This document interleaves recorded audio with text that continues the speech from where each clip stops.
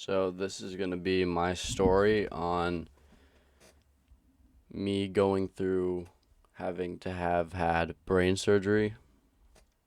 Um, and I'll go into that in a minute. This is going to be the video for today. I'm just going to be talking over some gameplay that I recorded a couple of days ago. My hand is still hurting from the procedure that I had done again. So it's just, once again, difficult to play games. But I figured why not do some story time. Now, this was back a couple of years ago. I was having some difficulty standing up after laying down. Um, when I stood up, I would black out and my vision would get dark, like kind of like tunnel vision. And so, as you would assume, low iron deficiency, right? That's what most people assume that is. So, we went to the doctor to get it checked out, and one of my doctors said that I needed to exercise more and have a higher intake of salt. So, obviously, me being a teenager still, when I went and saw this doctor some odd years back,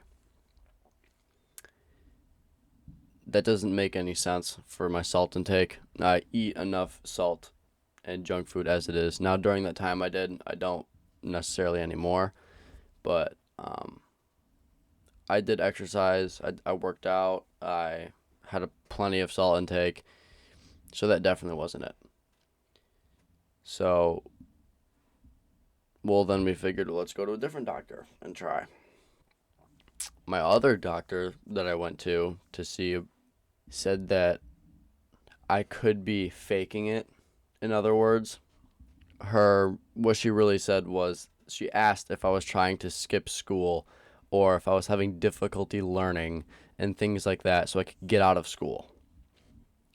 So that was awesome for a doctor to just assume that I'm trying to skip school when there's something medically wrong with me. I think that's very unprofessional, but we're not going to get into that.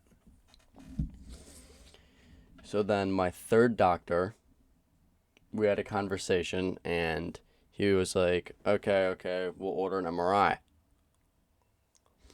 So I got an MRI and I'm fine with MRIs at this point. At this point in time, I've had maybe 13 MRIs and I'll circle around to that towards the end of this, but I got my MRI and the results weren't going to be in for about 2 weeks or so, maybe a week. I forgot what it was. It's been a minute. So I waited. I wasn't worried or nervous about it either.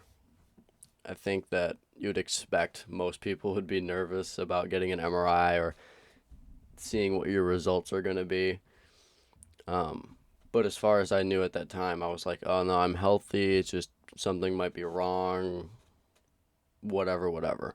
So a few blood tests in the MRI later, after I got my results, I was upstairs playing games in my room. At the time, I shared a room with my brother, and I was just playing Call of Duty. I think I was playing Black Ops 3, maybe.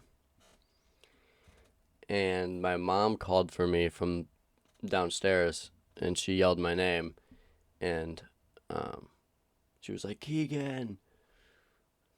Oh yeah, for those of you who don't know, there's my real name. um, so I went downstairs, and she was like, well, I guess your brain is bigger than you thought, trying to make light of the situation and like the news that she was about to tell me. And I was like, what do you mean? And she said that I had a tumor. They called it a growth, is what the doctor called it. It's considered a growth and not a tumor. I'm not sure what the difference is. I mean, a growth is a tumor, but a tumor is not a growth, I guess. I don't really know. So anyway, I had this tumor on my occipital lobe. It's it's the part of the brain that controls your vision, which was why I was blacking out. I didn't really know how to like take it. I wasn't worried and I wasn't like confused or unhappy or like upset or anything like that. I was just I don't know. I didn't really have an emotion, I guess you could say. It was kind of just, oh, okay. Like just very blank faced, just gray. So, a few weeks later was when my surgery was scheduled. And now at this point in time, because of my blacking out and because I had a hard time walking around for long periods of time without feeling dizzy and all of these other things, I had taken maybe a month off of school at this point. And this is before COVID. Like, so there was no online or anything that I was a part of. It was like I was genuinely just missing a month of school. I ended up being excused for the month of school that I missed. Didn't have to do the homework, didn't have to do the assignments or the tests or anything. Which I thank God, because that's the least the school could have done, in my opinion, at this point. But I got my surgery done, and when I went into the hospital to get my surgery, I still wasn't even nervous. It was still just gray. Um, they were talking to me about what the procedure is going to be like, how it's going to work, how long I need to be in the hospital. They were just briefing me on everything before I went in. And one of the nurses that was going to administer my the sleep medication, serum, whatever you want to call it, that's going to make me go to sleep. She had to shave my head in some spots to put pads on my head so they could monitor my brain activity. I don't know if those stayed on during the surgery. I didn't wake up with them on, so I don't remember. And right now, this is maybe May or June. So this is like the height of summertime. Had my surgery. Dr. Ham did my surgery. For anyone who's wondering who my surgeon was, it was Dr. Ham and somebody else. I forgot. But yeah, big shout out to him. Thank you. I mean, I can't say thank you enough, but I appreciate it. There's not really a way to thank someone. I mean, it's their job to do it. It's not like I was special in any way by them doing it. But I don't really know. Thank you seems right. So that's what we're going to go with. Obviously, skipping over the not very entertaining parts of the story, like filling out paperwork and having discussions.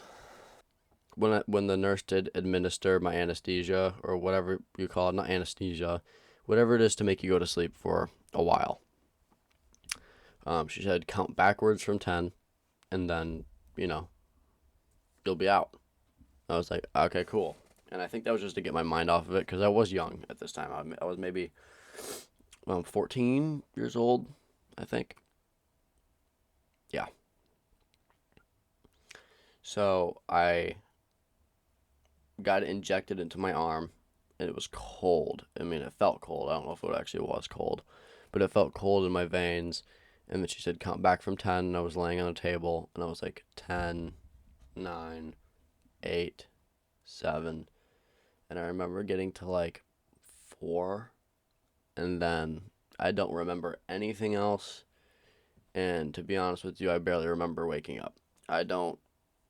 Most of that summer is a blur, and the months before that are a blur.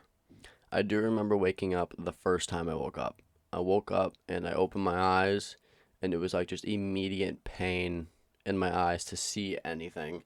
So I just went back to sleep. I was sleeping for maybe 20 hours, something like that. I'm not quite sure. But over the course of the week I was in the hospital, I was sleeping more than I was awake.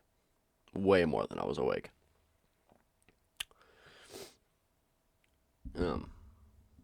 Doing anything was like so difficult, and obviously you can compare it to like having a crazy disease or a surgery that's more massive than mine or anything like that, and you could be like, oh, that wasn't that bad. But I've never experienced anything else, so this was pretty bad. I remember the third or fourth time that I woke up from sleeping for a long time, and I was like up. I was more like cognitively aware, and I could see things, and I wasn't feeling as much pain. So I like wanted to try to get back to my old self as fast as possible, and I way rushed things. But I think that's where I'm gonna leave this off.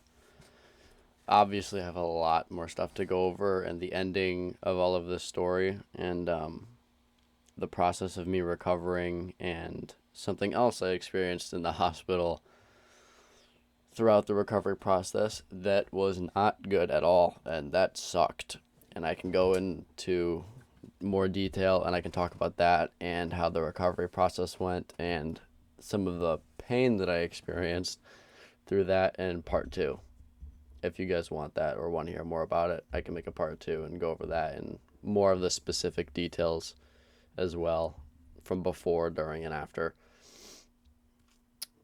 But yeah, that's it for this video. It's been Hopescope.